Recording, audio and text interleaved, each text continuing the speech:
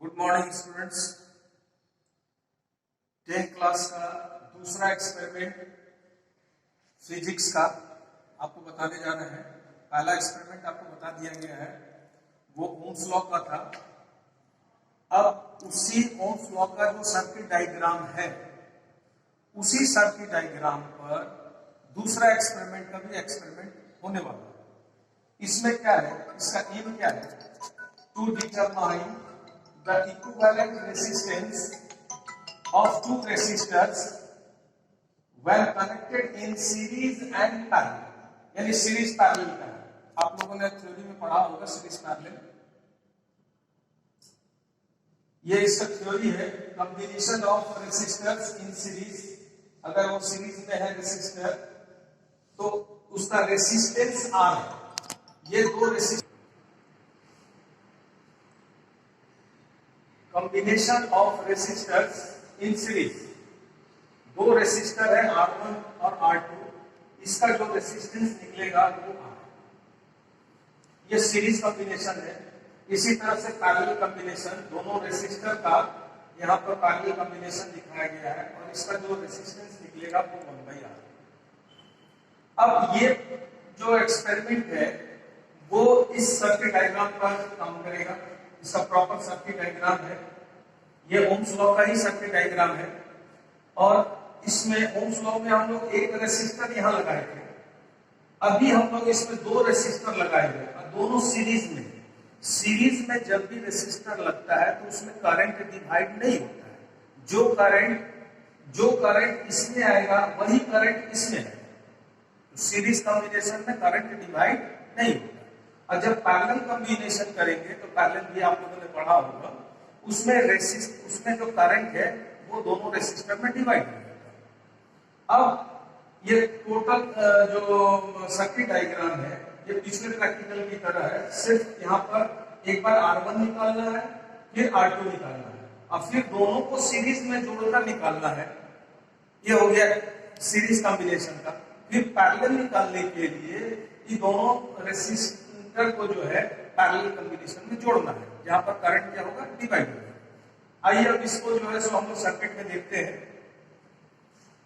यहां देखिए सेम पिछले प्रैक्टिकल की तरह बैटरी का प्लस एमीटर के प्लस से, बैटरी का प्लस एमीटर के प्लस से, एमीटर का माइनस वोल्ट मीटर के प्लस से, वोल्ट मीटर का जो माइनस है वो रियोस्टेट से। देखिए यहाँ पर वोल्ट मीटर का माइनस ये रियोस्टेट को अपर एंड से और इसके नीचे वाले एंड से निकल करके स्विच में और स्विच से निकल करके बैटरी के माइनस।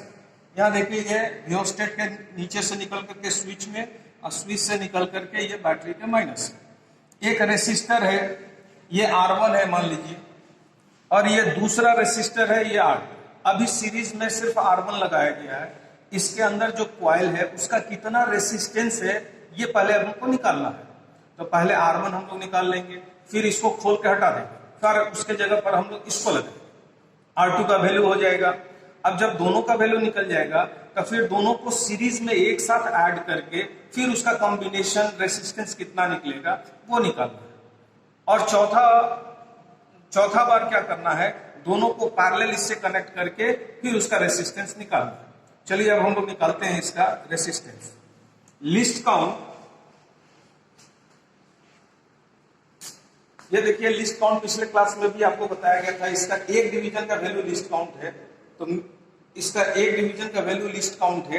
ये 0 है, ये 100 है। 0 और 100 के बीच में 10 डिवीजन है, तो एक डिवीजन का वैल्यू हो गया 10। तो इसका लिस्ट काउंट हो गया 10। और 10 को फिर हम लोग क्या किए थे पिछले बार, ये 10 क्या है, मिली एम्पियर हो गया। इसको एम्पियर में कन्वर्ट करने के लिए 10⁻³ से मल्टीप्लाई करेंगे। इसमें आइए वोल्ट मीटर में 0 है, उसके बाद 0.5 लिखा हुआ है। 0 और 0.5 के बीच में भी नंबर ऑफ डिवीजन 10 है, तो 10 डिवीजन का वैल्यू 0.5 हो रहा है, तो एक डिवीजन का वैल्यू हो जाएगा 0.05। इसका लिस्ट काउंट हो गया 0.05। इसका लिस्ट काउंट हो गया 10 × 10⁻³ एम्पियर। अब हम लोग रीडिंग लेते हैं। ये रेसिस्टर लगा हुआ है, फुल रेजिस्टेंस, इस स्विच को ऑन कर रहे हैं। फुल रेसिस्टेंस इस रियोस्टेट का सर्किट में दिया हुआ है। मिनिमम करंट मिनिमम वोल्टेज होगा। अब यहाँ पर देखिए ये कितने डिवीजन पर खड़ा है, तो 0 से 100 के बीच में 10 डिवीजन है, ये 8वां डिवीजन पर आके खड़ा है। यहां देखिए, ये 0 से 1.5 के बीच में 10, 10, 20, 10, 30 डिवीजन यहां तक हो गया, 30 डिवीजन हो गया। और उससे एक डिवीजन आगे है, 31 डिवीजन। अब इसको हम लोग यहां टेबल में लिखेंगे, R1 निकालने जा रहे हैं। ये 31 डिवीजन हो गया, इसका लिस्ट काउंट है 31 डिवीजन, इसका एक डिवीजन का वैल्यू है 0.05। ये करंट इसमें 8 डिवीजन पर है, तो 8 into 10 to the power -3, R1 निकल गया। अब इसको ऑफ करेंगे और इसके जगह पर R2 लगा देंगे।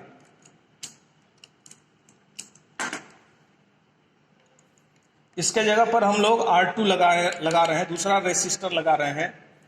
उसका क्या वैल्यू आ रहा है वो अभी हम लोग निकालेंगे। पहले इंडिविजुअल निकाल लेना है, फिर दोनों को सीरीज में, फिर पैरेलल। अब इसको स्विच को ऑन करेंगे, इसका रीडिंग देखा जाए, इसका रीडिंग फिर 8 डिवीजन पर है। संयोग है कि दोनों का वैल्यू सेम आ रहा है, ये 8 डिवीजन पर है, ये फिर 31 डिवीजन पर है, 31 डिवीजन पर है। तो ये फिर हो गया 31 into 0.05, 8 into 10 to the power -3। अब दोनों को हम लोग फिर क्या करेंगे, सीरीज में जोड़ेंगे। इसका एक इंड खोल दिए। सीरीज में भी आपको बताया गया था करंट डिवाइड नहीं होता है। जो करंट I करंट अगर R1 में जा रहा है तो वही I करंट R2 में भी जाएगा। यहां देखिए, एक कनेक्ट इससे है, एक कनेक्ट इससे हो गया। अब दोनों का एक एक टर्मिनल खाली है, इस दोनों टर्मिनल को एक वायर से जोड़ देना है।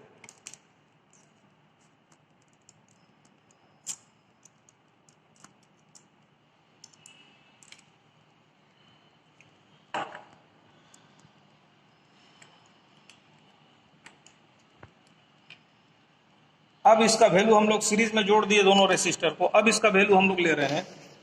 यहां देखिए, वोल्ट मीटर में 10-10 डिवीजन है, 0.0 से लेकर 0.5 के बीच में 10 है, 10, 10, 20, 10, 30, 10, 40 और यहां पर होगी आपको 49। 2.5 तक है 50 डिवीजन, उससे एक डिवीजन कम है, ये हो गया 49। ये 49 इंटू 0.05, इसका वैल्यू देखा जाए इस 6 डिवीजन पर है। ये बड़ा वाला लाइन जो आप देख रहे हैं वो 5 डिवीजन है, उससे एक डिवीजन आगे 6 डिवीजन।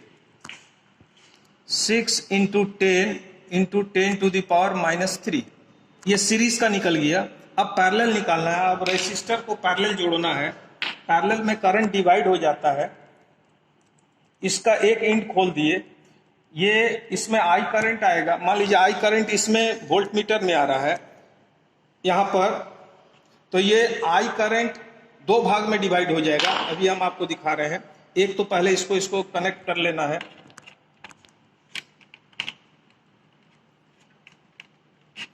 ये पैरेलल है, एक इससे कनेक्ट है, एक और वायर लेकर के इसको नेगेटिव टर्मिनल में जोड़ देना।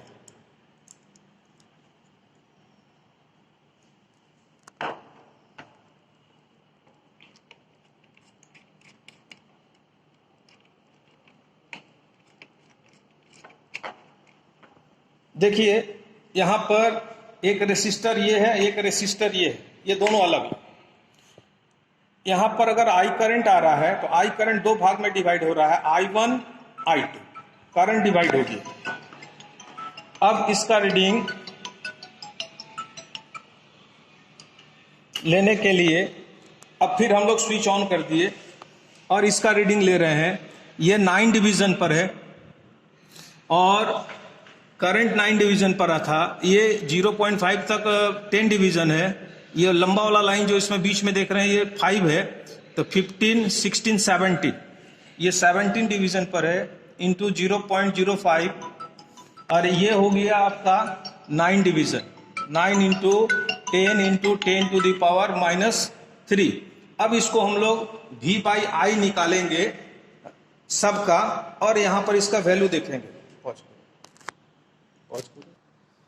अब देखिए, ये दोनों को जब आप डिवाइड कर रहे हैं तो 19.3 ओम आ रहा है, इसमें इसको डिवाइड कर रहे हैं तो वही रीडिंग है, ये भी 19.3 है, इसमें डिवाइड कर रहे हैं तो 40.8 है, इसमें कर रहे हैं तो 9.37।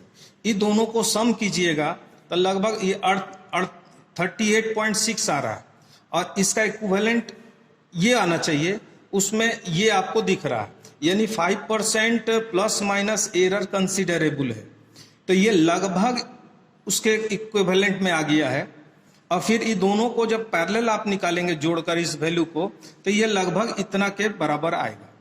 इसका मतलब है कि इक्विवेलेंट रेसिस्टेंस R1 और R2 का सीरीज में 40.8 ओम लगभग इक्वल प्लस माइनस 5% एरर, और जब इस दोनों को आप पैरेलल निकालेंगे तो लगभग इतना आएगा 9.37। आप कैलकुलेशन करके देख लेंगे, ठीक है। तो ये वेरीफाई हो रहा है सीरीज पैरेलल भी।